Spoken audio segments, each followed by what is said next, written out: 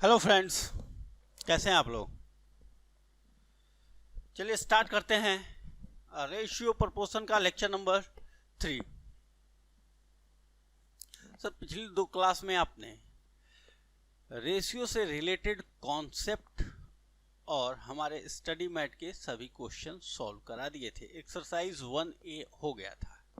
Sir, दूसरा topic इसी में था। आपने बोला था कि रेशियो से ही रिलेटेड है, जिसका नाम है प्रोपोर्शन। और प्रोपोर्शन आज हम लोग सीखने वाले हैं। प्रोपोर्शन का मतलब होता है समानुपात। समानुपात का मतलब होता है समान अनुपात। समान का मतलब होता है इक्वल, और अनुपात का मतलब होता है रेशियो।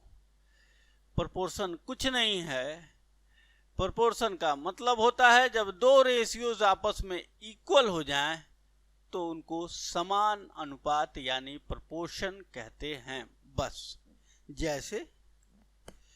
जैसे सर, आप यहां लिखते हैं 10/20 और ये लिख देता है कोई आदमी 2/4 और कोई लिख देता है 1/2। सर, क्या ये एक दूसरे के प्रोपोर्शनेट हैं? यस सर, ये सब इक्वल है। इसको कहिएगा तो ये इसके प्रोपोर्शनेट है, ये इसके कैंसिल कर दीजिए 1 2, कैंसिल कर दीजिए 1 2। 1/2 इक्वल टू 1/2 इक्वल टू 1/2। ये सब आपस में इक्वल हैं। ये एक रेशियो है। ये रेशियो को हिंदी में अनुपात कहते हैं। ये दूसरा रेशियो है, दोनों आपस में इक्वल है, तो ये बोला जाएगा ये फर्स्ट रेशियो इसके इक्वल है और इसलिए ये समानुपात है। सर, इस तरह से इसको लिखा जाता है। इसी तरह से अगर ये लिखा जाए, सर ये तो एक नंबर था, सर हमेशा यही थोड़ी होगा, इसलिए ऐसे लिख दिया जाता है A/B, यानी A और B का जो रेशियो है वो किसके इक्वल है? सर, मान लीजिए C/D के इक्वल है। यानी इन दोनों को जब सिंपलेस्ट फॉर्म में बदलेंगे तो दोनों का रेशियो इक्वल आएगा। जैसे ये अलग अलग नंबर थे सर, ये अलग अलग नंबर थे, लेकिन जब इनको सिंपलेस्ट फॉर्म में बदला गया तो ये इक्वल हो गए, इसलिए इनको प्रोपोर्शनेट कहा गया। तो ये आपका प्रोपोर्शन का साइन है सर। दो रेशियो आपस में इक्वल है। इनको लिखा कैसे जाता है सर? मैथमेटिकली यानी टेक्निकली इनका ये ऐसे लिखा जाएगा A/B, मतलब A का जो B से रेशियो है प्रोपोर्शनेट। क्या पढ़ेंगे इसको आप? प्रोपोर्शनेट। C/D ये लिखा जाएगा इसको। सर, इसको क्या कहा जाता है? ये फर्स्ट टर्म है। फर्स्ट, ये क्या है सर? ये सेकेंड टर्म है।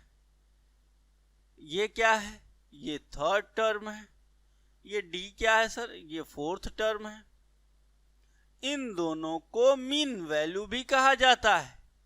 इनका नाम मीन वैल्यू भी है। इनको एक्सट्रीम्स भी कहा जाता है। एक्सट्रीम मतलब किनारे वाले। ठीक है सर, फर्स्ट और फोर्थ टर्म को एक्सट्रीम्स भी कहा जाता है। सेकेंड और ये मिड में होते हैं तो इनको मीन वैल्यू या मिड वैल्यू भी कहा जाता है। यहां तक आपको अभी तक कोई समस्या नहीं होगी सर, क्योंकि हमने आपको बताया समान अनुपात, और ये दो रेशियोज आपस में इक्वल होते हैं तो उनको समान अनुपात कहा जाता है। ठीक है सर, इस पे क्वेश्चंस कैसे बनते हैं? सर, पहली बात आपने ये समझाई। दूसरी बात, इस पे क्वेश्चंस कैसे बनते हैं, सेकंड वाली बात ये देखिएगा, तब इसके प्रॉपर्टीज पे आते हैं। क्वेश्चन में लिखा होगा 2 3 10 का फाइंड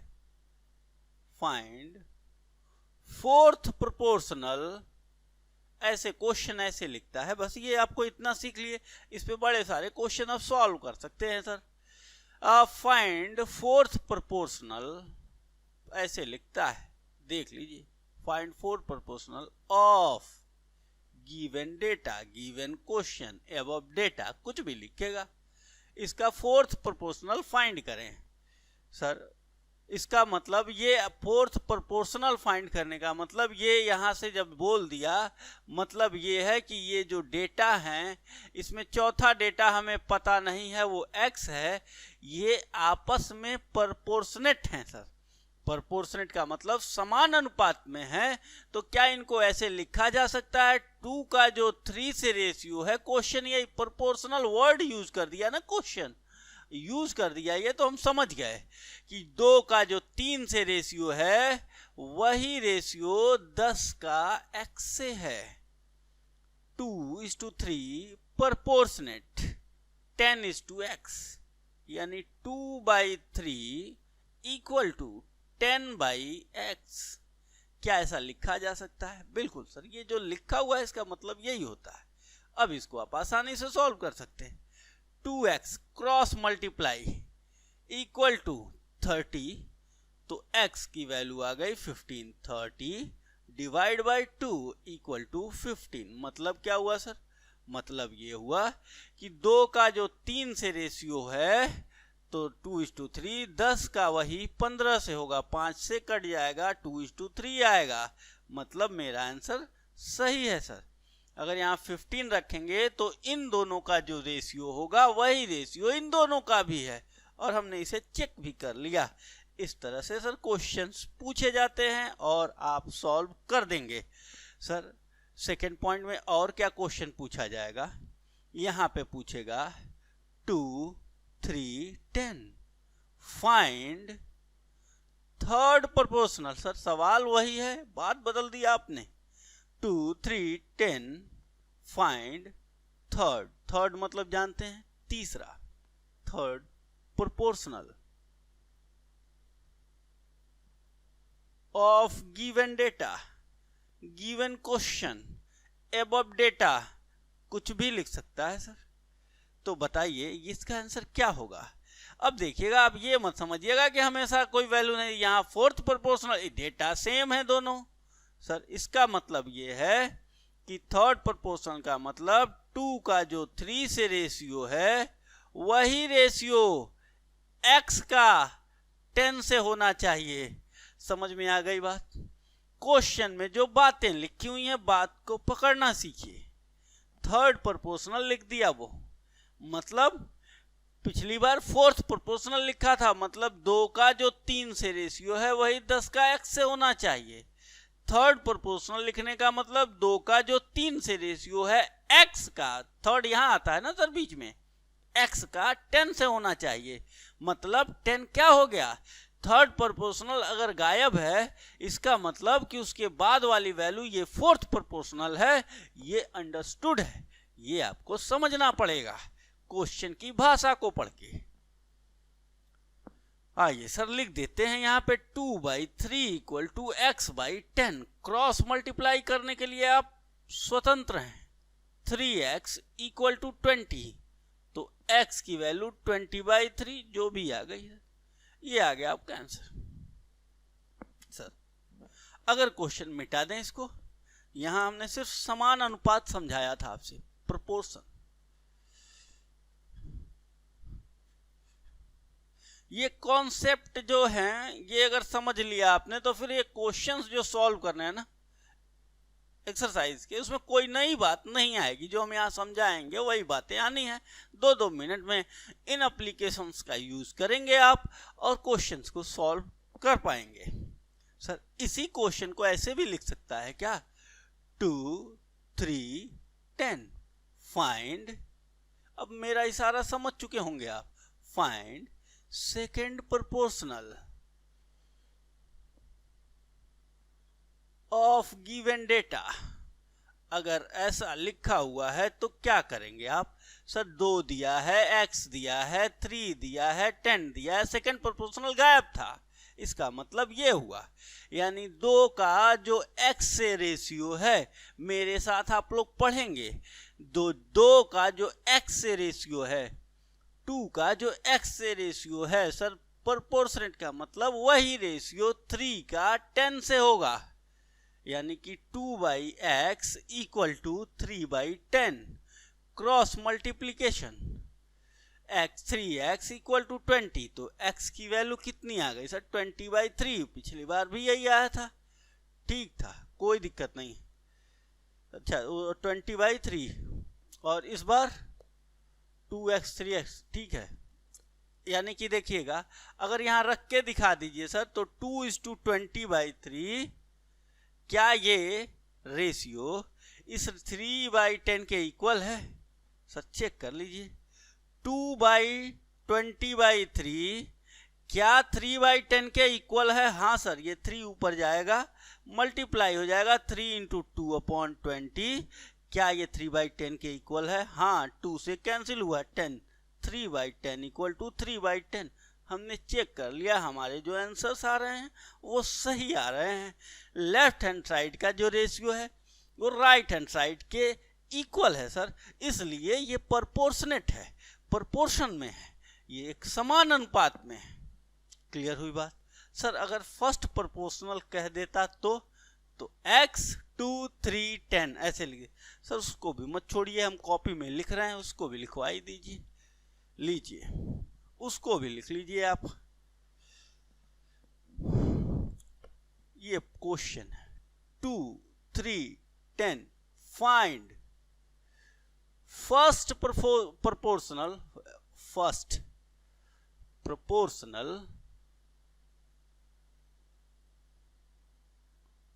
of given data। ठीक है, यानी कि फर्स्ट प्रोपोर्शनल, ये x गायब है सर, बाकी लाइन से दिया हुआ है 2 3 10, तो x का जो 2 से रेशियो है वही रेशियो 3 का 10 से होगा। x/2 equal to 3/10 cross multiplication 10x equal to 6, तो x इक्वल टू 6/10, 2 से कैंसिल 3/5। सर चेक करके दिखाएंगे क्या आप? ये रेशियो इक्वल है, कर लीजिए। x मतलब 3/5 डिवाइड बाई 2, क्या ये रेशियो 3/10 के इक्वल है? हाँ सर, 2 का इधर मल्टीप्लाई हो जाएगा, इसके नीचे कुछ नहीं तो 1 है, 1 ऊपर चला जाएगा, 3 × 1/5 × 2 इक्वल टू 3/10। जी सर, ये भी आ गया 3/10, ये भी आ गया 3/10, यानी कि ये दोनों रेशियोज आपस में इक्वल है। अगर x की जगह पे आप 3 कितना रख दिए सर 3/5, तो दोनों रेशियो आपस में इक्वल हो जाएंगे और यही इक्वलिटी प्रोपोर्शन कहलाती है। ठीक है सर, इस तरह के क्वेश्चन एक बनते हैं, इस पे तो अब आपको दिक्कत नहीं होगी। लिख लिया आपने इसको। दूसरे टाइप के जो क्वेश्चंस बनेंगे वो कंटिन्यूड प्रोपोर्शन पे बनते हैं। किस पे सर? Continued proportion. उसको भी देख लीजिए, दो कॉन्सेप्ट आपके हो जाएंगे। पहली बात मैंने आपको समझाई कि प्रोपोर्शन क्या होता है। दूसरी बात जो हमने आपको समझाया वो क्या था सर? वो था कि प्रोपोर्शन पे क्वेश्चन कैसे बनते हैं, जब मिसिंग फिगर होती है तो कैसे फाइंड की जाती है, कैसे पता लगाया जाता है कि कौन से टर्म गिवन है और कौन से टर्म गिवन नहीं है। सर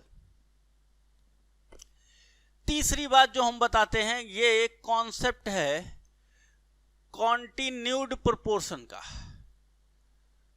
कॉन्टिन्यूड प्रोपोर्शन, ठीक। ये होता क्या है? ये होता है सर a का जो b से रेशियो है, ध्यान से सुनेंगे मेरी बात, a का जो b से रेशियो है वही रेशियो b का c से है। रेशियो में भी हमने इसको कंटिन्यूड रेशियो भी कहा था, कंटिन्यूटी होती है सर, उसी को कंटिन्यूड प्रोपोर्शन भी कहेंगे आप। a का जो b से रेशियो है वही b का c से है, यानी कि a/b, a/b equal to b/c होता है। सर इसमें रिलेशनशिप पूछेगा तो क्रॉस मल्टीप्लाई करिएगा तो b² इक्वल टू ac, तो ये b equal to under root में ac आ जाएगा। जानते हैं सर इनको क्या कहते हैं? इसको कहते हैं मिड वैल्यू या मीन वैल्यू। सर इसको कहते हैं मीन वैल्यू। ये अपने ये दोनों एक्सट्रीम वैल्यूज हैं, एक्सट्रीम वैल्यूज। अच्छा सर क्वेश्चंस कैसे आते हैं, ये क्वेश्चन में लिखा होगा ऐसे, बस ये बात आपको समझनी थी, ये a by B equal to B by C ऐसे लिखा होगा सर। पहला क्वेश्चन में लिख दिया 2 3 फाइंड फोर्थ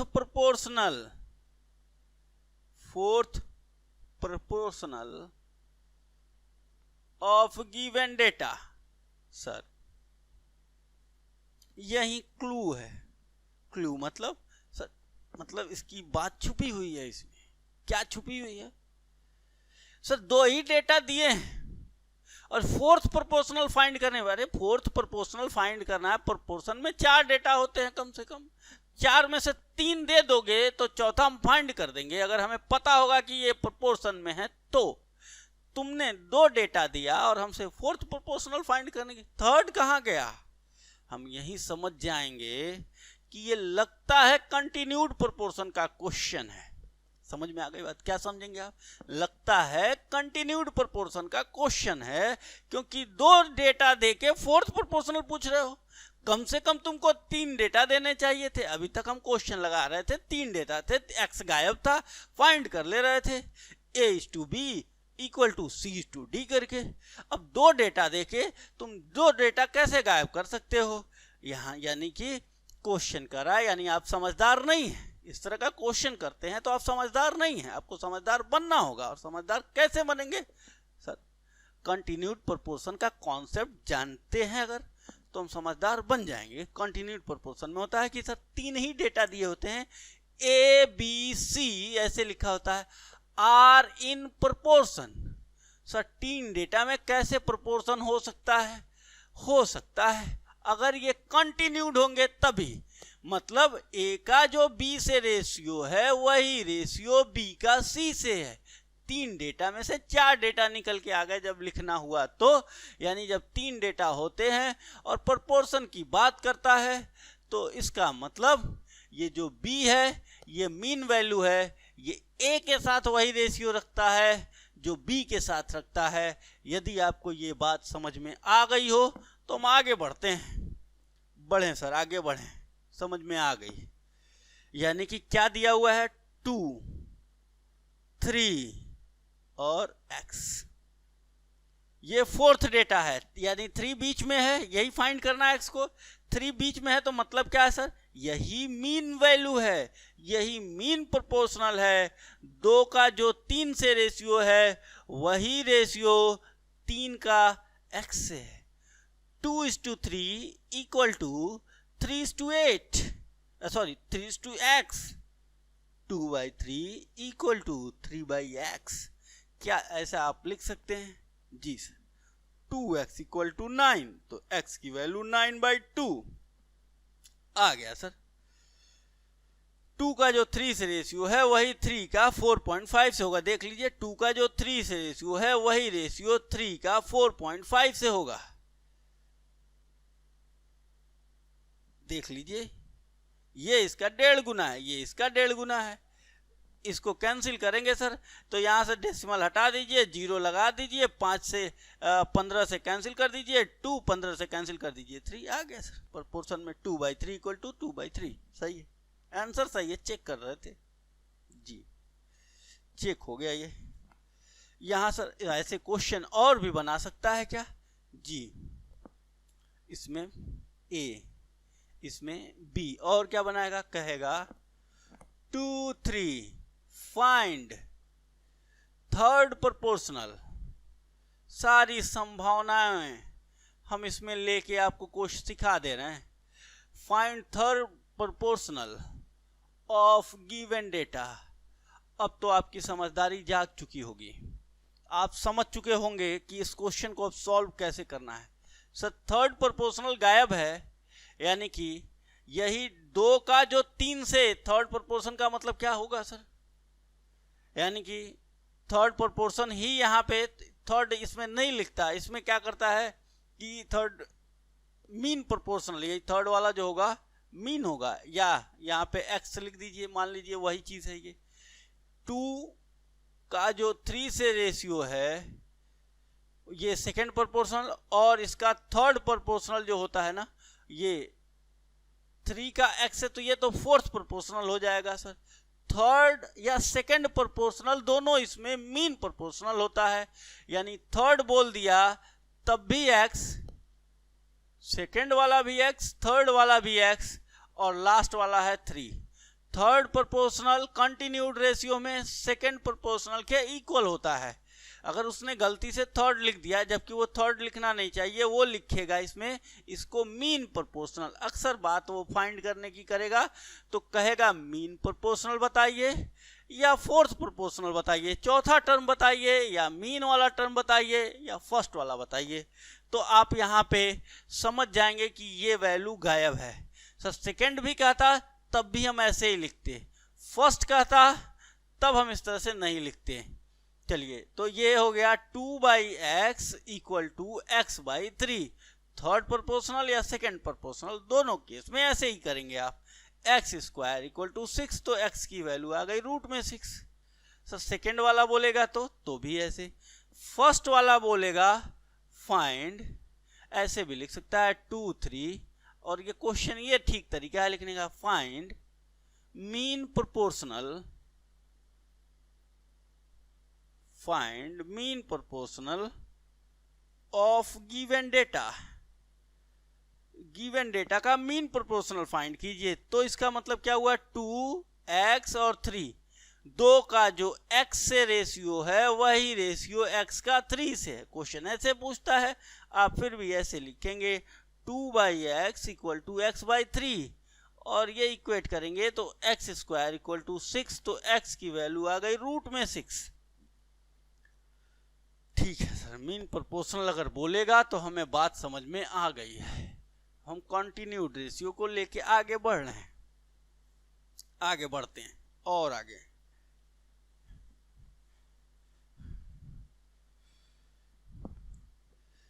डी 2 और 3 दिया है, find first proportional, first proportional. तो क्या करेंगे आप, x 2 3, x का जो 2 से रेशियो है वही रेशियो 2 का 3 से है, ऐसा लिखेंगे आप। इसका इंटरप्रिटेशन ये था, x/2 equal to 2/3, 3x equal to 4, तो x की वैल्यू आ गई 4/3 आंसर। ठीक है, कंटिन्यूड प्रोपोर्शन हमें समझ में आ चुका है, प्रोपोर्शन भी समझ में आ गया, कंटिन्यूड प्रोपोर्शन भी आ चुका है। अब आगे बढ़ते हैं, इसकी कुछ प्रॉपर्टीज के बारे में बात करते हैं।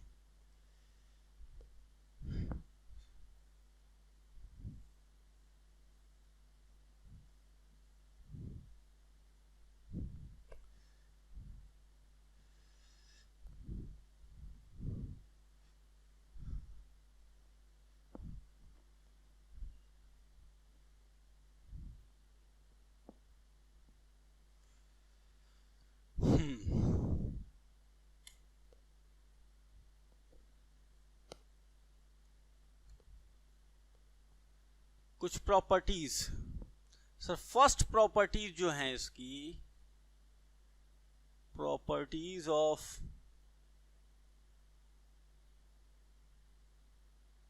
प्रोपोर्शन।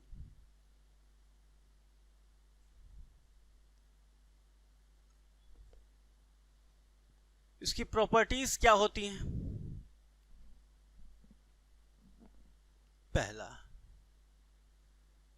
अगर a/b है ये रेशियो, a/b ये किसके इक्वल है सर, b/c, सॉरी c/d के इक्वल है, ये दोनों प्रोपोर्शनेट हैं, तो इसका इनवर्स, यानी अगर इसको b/a लिख देंगे आप और इसको d/c लिख देंगे, ये दोनों इक्वल होते हैं, यानी कि इसकी वैल्यू भी कितनी आती थी, अगर क्रॉस मल्टीप्लाई करेंगे तो AD किसके इक्वल आता था सर, BC के, और इसका भी क्रॉस मल्टीप्लाई करेंगे तो AD इक्वल टू BC ही आएगा।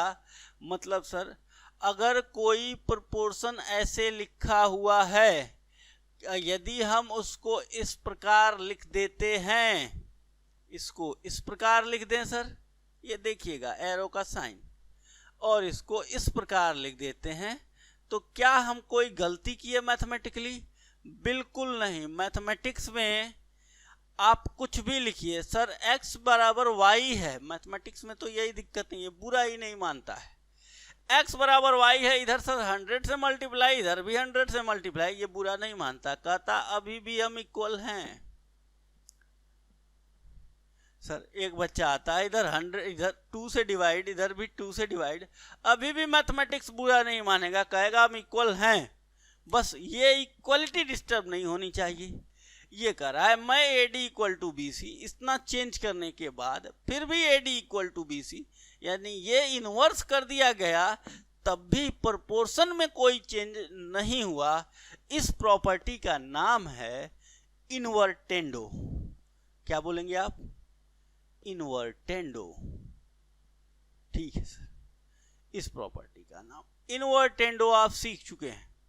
दूसरा सर, अगर कोई रेशियो इस तरह से लिखा हुआ है A/B इक्वल टू C/D, हम इसका स्थान बदलना चाहते हैं, हम इसको ऐसे लिख देते हैं सर, D को यहाँ ला दिए, D/B इक्वल टू D यहाँ आ गया, A को इसकी जगह भेज दिए C/A। क्या ये दोनों सेम वैल्यू देती हैं सर?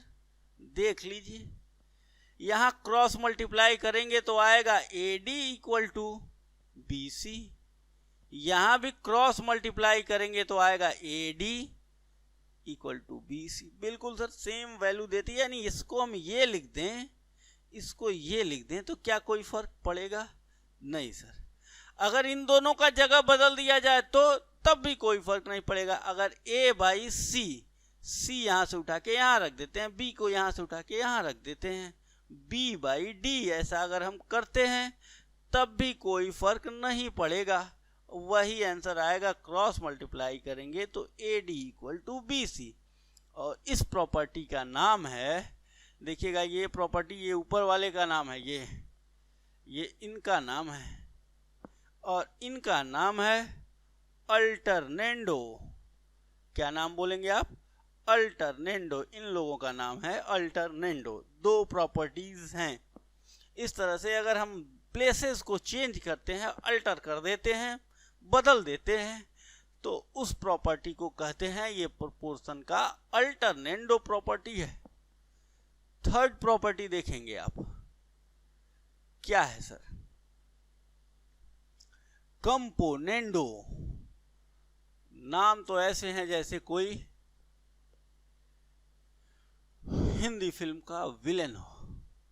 कंपोनेंडो, अभी आएगा डिविडेंडो, इसे ऐसे नाम आएंगे सर। ये कंपोनेंडो क्या है? यदि कोई ratio A/B equal to C/D है सर,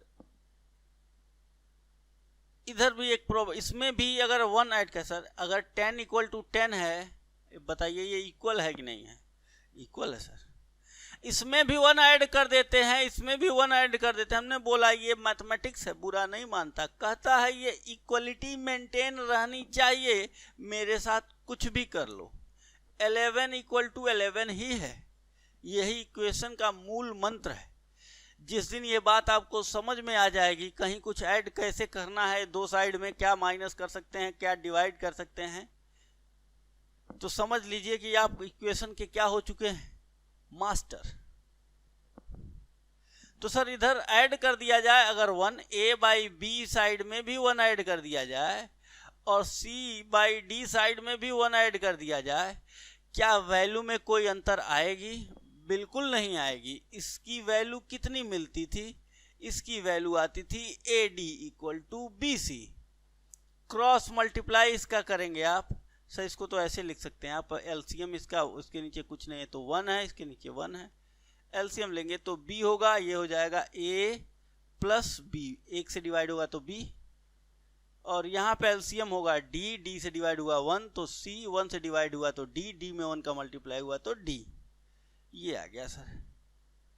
इस जो संबंध को और इस संबंध को आप इस डेटा को इसमें कन्वर्ट करके लिखते हैं या इस डेटा को इसमें, दोनों की वैल्यू में कोई अंतर नहीं आएगा। AD इक्वल टू BC पहले भी था और क्रॉस मल्टीप्लाई करके देख लीजिए AD इक्वल टू BC अब भी है। देख लीजिए सर, इसमें इसका मल्टीप्लाई करेंगे आएगा AD प्लस B में D का मल्टीप्लाई करिए तो BD इक्वल टू B का इसमें मल्टीप्लाई करेंगे तो BC, B का D में करेंगे तो प्लस BD, BD से BD कैंसिल हो गया, इधर जाएगा तो माइनस हो जाएगा, बचा क्या sir AD equal to BC। यानी कि अभी भी वही चीजें आएंगी जो वैल्यू यहाँ पे आती थी। इस प्रोपोर्शन, इस जो इसको कहते हैं हम लोग कंपोनेंडो, इस रिलेशनशिप को क्या बोलेंगे आप, कंपोनेंडो। मतलब ये है सर कि यदि x plus 2√3 upon 2√3 equal to 2√3 या √3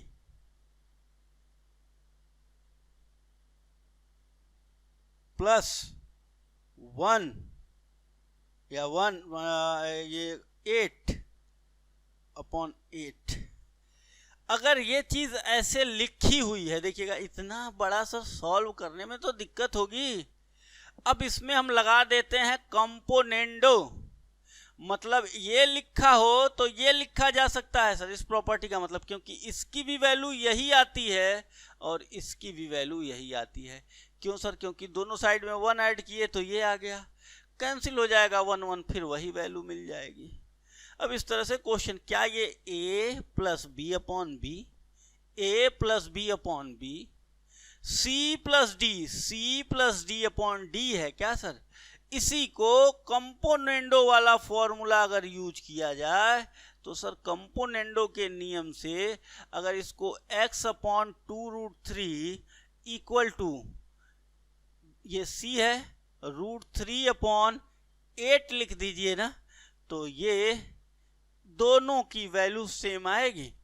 इसकी वैल्यू क्रॉस मल्टीप्लाई करके देखिएगा, जो आएगी वही आएगी इसकी। ये कंपोनेंडो का यूज करके लिखा गया है। अब इसको आप बहुत ही आसानी से सॉल्व कर सकते हैं, इसका इधर मल्टीप्लाई इसका इधर मल्टीप्लाई, सॉल्व हो जाएगा सर। इसीलिए कंपोनेंडो देखते रहते हैं, कहीं कोई सॉल्यूशन में बड़ा इक्वेशन ऐसे दिखेगा तो हम देखते रहेंगे, कहीं इसमें कंपोनेंडो अप्लाई तो नहीं हो सकता, अगर हो गया तो आसान कर लेंगे क्वेश्चन को। यही कंपोनेंडो का फायदा है, मतलब इस चीज को देखते ही ऐसा लिख सकते हैं। ये कंपोनेंडो का खेल है, मतलब आसानी है। उस रिलेशनशिप को आप जानते हैं तो आपको ज़्यादा स्ट्रगल नहीं करना होगा इसको सॉल्व करने में। क्रॉस मल्टीप्लाई किए और इसको सॉल्व कर दिए, ठीक है सर। कंपोनेंडो भी हो गया। अब क्या बचा, ये लिख रहे हैं आप, आगे बढ़ें।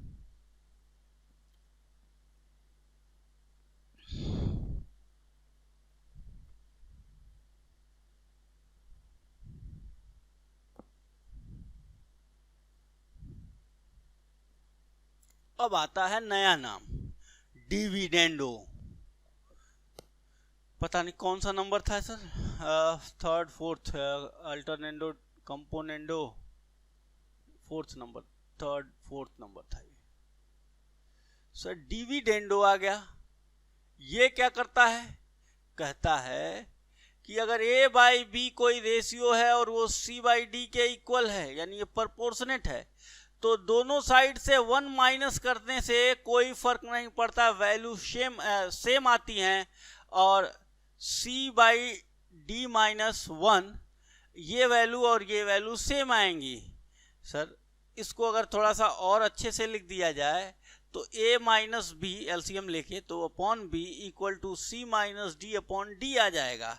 क्या ये वैल्यू और ये वैल्यू इक्वल आती हैं? जी हाँ, ये वैल्यू और ये वैल्यू इक्वल आती हैं, इसको इसमें लिख देंगे या इसको आप इसमें लिख देंगे तो पूछा जाएगा किस नियम से लिखा आपने, तो कहिएगा डिविडेंडो से, डिविडेंडो नियम से हमने ये लिख दिया। ठीक है सर, क्रॉस मल्टीप्लाई करेंगे तो यहाँ A D equal to B C आएगा, क्रॉस मल्टीप्लाई करेंगे तो यहाँ भी A D minus B D equal to B C minus B D आएगा। सर ये माइनस उधर जाएगा तो प्लस हो जाएगा, दोनों कैंसिल हो जाएंगे, यहाँ से भी A D equal to B C ही आया, मतलब वैल्यू में तो हम पहले कह रहे थे चेंज नहीं आएगा। अब सर इसी तरह से कोई क्वेश्चन ऐसे दिया गया हो, x minus 2√3 upon 2√3 equal to 9 equal to 5√3 minus 27 upon 27। Sir इसको क्या लिखा जा सकता है, ये देखिएगा a minus B upon B, और ये c कोई दूसरा डेटा है, c minus D upon D है, इसको आप a बाई बी, यहाँ पे ये b है तो x अपॉन 2√3 इक्वल टू इसको c अपॉन डी 5√3 अपॉन 27 भी लिख सकते हैं, और अब इसको आप झट से सॉल्व कर सकते हैं। ये मैंने एप्लीकेशन ऑफ डिविडेंडो दिखाया आपको।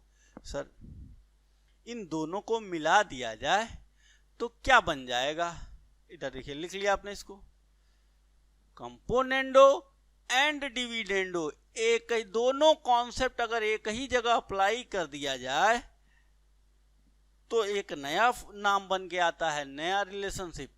सर 5th पॉइंट था आपका componendo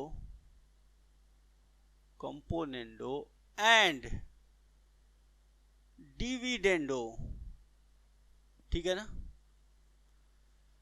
componendo and dividendo. Sir यदि कोई proportion a by B equal to C by D given है, इस तरह से दिया गया है, इसमें हम एक बार चाहें तो सर अगर प्लस करेंगे तो ये वैल्यू आ जाती है a plus B by B equal to C plus D by D. Sir minus करते हैं आप इसमें दोनों साइड में तो ये आ जाती है a minus B by B equal to C minus D by D, ये दोनों सत्य है। ये लिखा जाए, सर हमको ये लिखने का मन नहीं कर रहा है, ये लिखना चाहते हैं, लिख लीजिएगा, कोई नहीं रोक पाएगा आपको, कोई मैथमेटिक्स कोई कुछ भी नहीं रोकेगा, कहेगा दोनों वैल्यू सेम मिलती है। सर ये नहीं, हम ये लिखना चाहते थे, लिख लीजिए, कोई नहीं रोक सकता आपको। और सर अगर यही तो उसका जैसे ये है, मान लीजिए 10 है सर, इक्वल टू 10 है, इधर हम 1 ऐड कर देंगे, ये पहले तो इक्वल है, दोनों साइड में 1 ऐड करिए तो 11 इक्वल टू 11। हम ये लिखना चाहते थे सर, बिल्कुल लिख सकते हैं दोनों साइड में। सर हम 1 माइनस कर दें तो 9 इक्वल टू 9 लिखना चाहते हैं, बिल्कुल लिख सकते हैं, आपको कोई नहीं रोक सकता है। सर हम इससे इसको डिवाइड करना चाहते हैं, 11 बाई 9 इक्वल टू 11 बाई 9, ये अभी भी इक्वल है, हम ये लिखें, हम ये लिखें, हम ये लिखें, हम ये लिखें, यहाँ कहीं भी इक्वलिटी जो है वो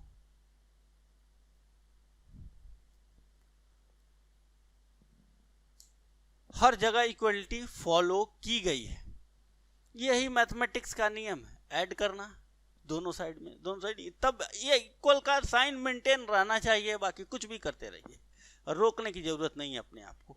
सर इसको ये लिखा जा सकता है, हाँ, इसको ये लिखा जा सकता है, हाँ, सर इससे इसको डिवाइड करके लिखा जा सकता है, हाँ, ये सब स्टेप्स हैं, ये लीजिए, यही सब बेसिक बातें हैं। जब आप सीख जाते हैं तो आप मैथमेटिक्स के जानकार बनते हैं। a plus B upon B whole divide by a minus B by B equal to c plus D by, हाँ ठीक, upon c minus D by D, इधर से d से d कैंसिल हुआ, b से b कैंसिल हुआ, नया नियम आ गया अपने पास, मतलब नया एक रिजल्ट आ गया। Sir a plus B minus B equal to c plus D by D, क्या ये भी वैल्यू इसके इक्वल होगी, c माइनस डी, यस, आप ये लिखिए, आप ये लिखिए, आप ये लिखिए, आप ये लिखिए, सबसे आंसर सेम आना है। यहाँ भी क्रॉस मल्टीप्लाई करेंगे तो यहाँ भी वैल्यू आएगी, सब कैंसिल हो जाएगा, AD इक्वल टू BC ही आएगा। यानी कि सर इस नियम को क्या कहते हैं, इसमें कंपोनेंडो भी था। ये देखिए क्यों कंपोनेंडो एंड डिविडेंडो, इसको क्या कहते हैं सर, ये इसके इक्वल क्यों है, कंपोनेंडो के नियम से। सर ये इक्वल क्यों है, डिविडेंडो के नियम से, और दोनों को एक दूसरे से डिवाइड कर दिए तो ये क्यों इक्वल है, कंपोनेंडो एंड डिविडेंडो के नियम से। कोई समस्या नहीं सर। इस तरह का क्वेश्चन आए तो x plus 2√2 upon x minus 2√2 equal to 3√2 minus plus 5√3 upon 3√2 minus 5√3, इस तरह से क्वेश्चन है तो मतलब a plus B upon a minus B, c plus D upon c minus D. Sir इसको तो ऐसे लिखा जा सकता है, अगर इसको ये भी लिखा जा सकता है, इसको ये भी लिखा जा सकता है, और इसको ये भी लिखा जा सकता है। सर इसको ये नहीं लिखा जा सकता डायरेक्ट, क्यों नहीं लिखा जा सकता है, सब इक्वल हैं, सबको इक्वल लिखा जा सकता है, मैथमेटिक्स आपको कहीं नहीं रोकती जी सर। तो इसको अगर डायरेक्ट हम x अपॉन 2, सॉरी ये √2 है ना, x अपॉन 2√2 और यहाँ पे 3√2 अपॉन 5√3 लिख दिए सर, ये बस इतना ही इसका आंसर। अब बाकी ये इसका इससे, इसका इससे, इसका इससे मल्टीप्लाई करने से बच गए। इतनी बड़ी चीज का जो आंसर आएगा वही आंसर इसका भी आएगा। सिखाने के पीछे पर्पस यही था। इस तरह से जब बड़े बड़े इक्वेशंस दिख जाते हैं तो बच्चा कहता है सर 1 मिनट का क्वेश्चन होना चाहिए, टाइम हमको 1 मिनट 2 मिनट मिलता है क्वेश्चन को सॉल्व, इतना तो मल्टीप्लाई करने में निकल जाएगा, क्योंकि वो नियम कानून नहीं जानता। लगता है एग्जाम में बैठ के मल्टीप्लाई करने, और मल्टीप्लाई करेगा कॉन्सेप्ट्स का यूज नहीं करेगा तो फिर उसके साथ यही परेशानी होने वाली है। इसके लिए उसको ये सब बातें जो हम बोल रहे हैं ध्यान से सुनना है, सीखना है, क्वेश्चन सॉल्व करने में आसानी होगी, आराम मिलेगा। ठीक है सर, ये कंपोनेंडो डिविडेंडो, ठीक है ना। चलिए एक और बचा हुआ है, प्रॉपर्टीज खत्म हो जाएंगी। और आज की क्लास में हम बस कॉन्सेप्ट पे ही डिस्कस करेंगे। कॉन्सेप्ट करने के बाद ये आपको रिवीजन के लिए दे देंगे, जितनी बातें आप लिखे हैं रिवाइज कर लीजिए, और फिर अगली क्लास में क्वेश्चंस पे आ जाएंगे, फटाफट सारे क्वेश्चन सॉल्व कर देंगे। फिर आपको ये भी सॉल्व करके दिखाएंगे कि आपके जो एग्जाम्स में क्वेश्चंस आए हैं, देखिए उसमें कोई टेक्निकल चीज़ें नहीं है, वो हम सब सॉल्व करके दिखा देंगे। कॉन्सेप्ट यही सब यूज होंगे। आइए सर, लास्ट वाला जो कॉन्सेप्ट था 6 नंबर में, उसको कहते हैं एडेनेंडो।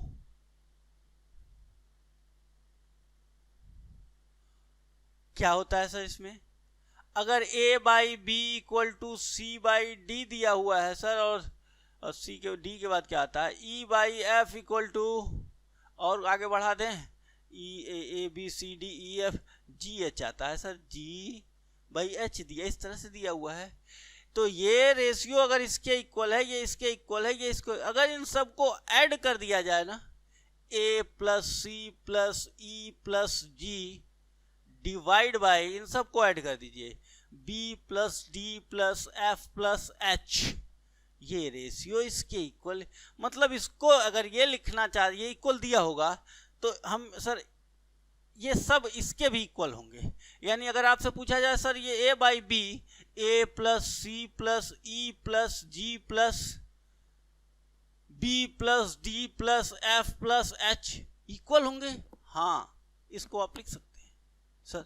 ऐसे ये भी लिखा जा सकता है क्या, C D equal to A plus C plus E plus G, divide by C by D, B plus D plus F plus H जी। सर इसको इसके भी इक्वल लिखा जा सकता है, बस यहीं तक लिख के छोड़ दीजिए सर, ये वाला हम समझ गए। E by F equal to A plus C plus E plus G plus नहीं G B plus D plus F plus H. क्या इसके भी इक्वल लिखा जा सकता है? बिल्कुल लिखा जा सकता है सर। एग्जाम्पल लेके आप दिखाएंगे क्या जी? देखें, अगर मान लीजिए 10/20 है, ये एक रेशियो है, ये रेशियो सर किसके इक्वल होगा? 5/10 के भी इक्वल होगा क्या? जी सर।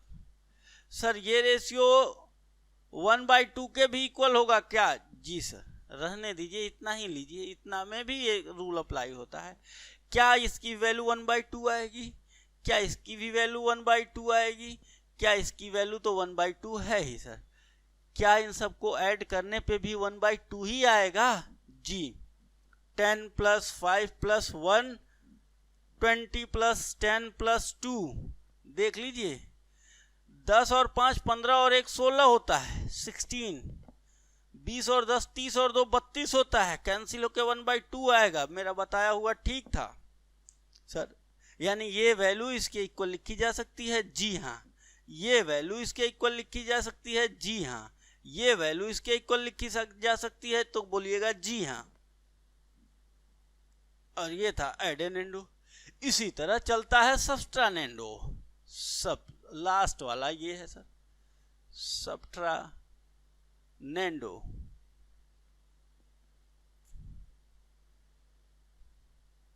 सब्स्ट्रानेंडो में क्या है सर? अगर a by B equal to C by D के इक्वल है, डी ए सी डी के बाद क्या था? E by F. बस रहने दीजिए सर। तो क्या a minus C minus E upon B minus D minus F ये इक्वल भी आते हैं? बिल्कुल, ये इक्वल भी आते हैं। इसको इसके इक्वल भी लिखा जा सकता है, इसको इसके इक्वल भी लिखा जा सकता है, इसके इक्वल भी लिखा जा सकता है। और इस प्रॉपर्टी का नाम है सब्स्ट्रानेंडो। सर इनका यूज भी कर सकते हैं। बिल्कुल, हमने यहाँ एग्जाम्पल लेके दे दिया कि ये जो बात हम बोल रहे हैं वो 16 आने सच है। और जब भी जरूरत पड़ेगी, कहीं क्वेश्चन में ऐसे लिखा होगा, ऐसे ऐसे, जानते क्या करता है वो ऐसे करता है, ऐसे कहता है प्रूफ करिए a equal to B a plus C plus E upon B plus D plus F, ऐसे लिखा हुआ है। आप तुरंत समझ जाएंगे ये तो एडोनेंडो की बात कर रहा है। जानते हैं, हमें एक प्रॉपर्टी पता है, इसी यही आंसर ठीक है सर। कैसे? ये a बाई बी, ये जो रेशियो है इन सब के सम के इक्वल होता है। यानी a बाई बी इसके इक्वल होगा कि नहीं होगा? a plus C plus E, yes sir. b plus D plus F, अगर ये b हम यहाँ से यहाँ कर दें, ये आंसर। इस तरह से क्वेश्चन होते हैं। और लगेंगे हम मल्टीप्लाई करने, डिवाइड करने, तो सर समस्या हो जाएगी। बस नियम कानून जानते हैं तो ऐसे देख के आंसर बता देंगे, सॉल्व नहीं करना पड़ता है। ठीक है सर। और लास्ट में एक और बात सीख लीजिए और फिर हमारी जो क्लास है आज की ख़त्म हो जाएगी। फिर हम अगली क्लास में मिलेंगे आपसे। सर कहीं भी जब वैल्यू फाइंड करनी होती है ना, तो a by B equal to, अगर c बाई डी दिया हुआ है और आगे a b c d के बाद e भी आता है सर, e बाई एफ दिया हुआ है, तो इसको अगर कहीं एक ही वैल्यू मिल जाए, लेनी हो एक्चुअल वैल्यू, इसको k मान लेते हैं सर। k मान लेंगे यहाँ पे, ये तो ये बारी बारी से सबके इक्वल है, तो a की वैल्यू कितनी हो जाएगी? b इंटू के। ये इस तरह से ले लेंगे आप। c की वैल्यू कहीं रखनी होगी तो क्या ले लेंगे? इसको एक बार इसके इक्वल कर देंगे। ये अननोन है, कुछ भी हो सकता है, m लिखिएगा, x लिखिएगा। c की वैल्यू जब इसके इक्वल लेंगे तो क्या आ जाएगी? dk। इस तरह से बड़े सारे क्वेश्चन सॉल्व होते हैं। e की वैल्यू क्या ली जा सकती है? e इक्वल टू एफ के, यानी कि k कांस्टेंट है, एक वेरिएबल है। यानी ये इसको डिवाइड करने पे जो वैल्यू आती है, जिस डिवाइड का सब इक्वल आता है ना सर, ये इसके इक्वल है, ये इसके इक्वल है, सब वैल्यू इक्वल आती है। मान लेते हैं वो सब वैल्यू किसके इक्वल आती है? k के। तो k की वैल्यू इसमें मल्टीप्लाई होगी तो इसकी वैल्यू मिल जाएगी। के की वैल्यू डी में मल्टीप्लाई होगी तो सी मिल जाएगा, के की वैल्यू एफ में मल्टीप्लाई होगी तो ई मिल जाएगा, और इस तरह से कहीं भी ए बी सी ई की वैल्यू पुट करके हम अपनी वैल्यू फाइंड कर सकते हैं। क्लियर है? इसका भी यूज करेंगे क्वेश्चंस में, कहाँ पे कैसे करना है वो सब हम आपको सिखाएंगे। आज की क्लास यहीं खत्म करेंगे, अगली क्लास में फिर मिलेंगे कुछ नए क्वेश्चंस, कुछ नए टॉपिक के साथ। Thank you.